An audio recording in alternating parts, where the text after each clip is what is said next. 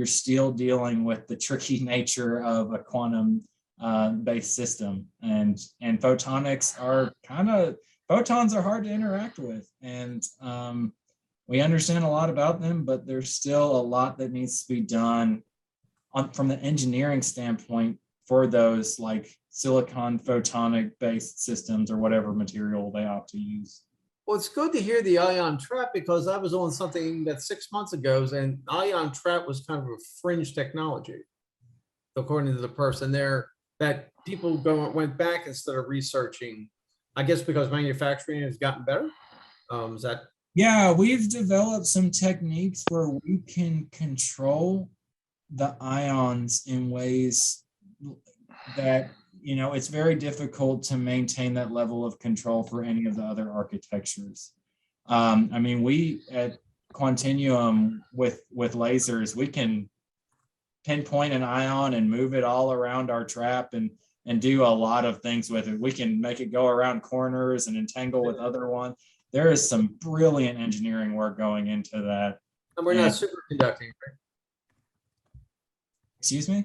You're not superconducting. No, no, it's not superconducting. It's based in a vacuum chamber, but using lasers to manipulate ions. Okay. Yeah.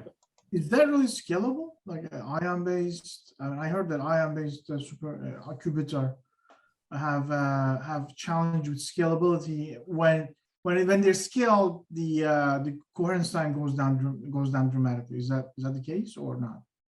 Yeah, no, there are impediments. There are certain things that will become problems that we have to work through as we scale. And this is well known. And we have all these different approaches to how we build the hardware architecture to try to help accelerate and alleviate some of those issues with scaling. But I mean, you also have to ask yourself the question, like, how many qubits is enough to do something if you get everything you need to out of the qubits that you have? That's why a quantum volume is a good measurement, because say like the 4096 that we get, that's the 2 to the 12 is 4096. We're really just getting everything that we can out of just 12 qubits. But if you say like something like 2 to the 20, then that's like quantum volume in the millions, and that scales, you know, 2 to the hundreds more than atoms in the universe. Like if you just get then 100 qubits, then imagine what you can do. You know, it's going to get to a point where it's like, yeah, there are limitations when we scale, but how much do we need to for the problems that we're trying to solve?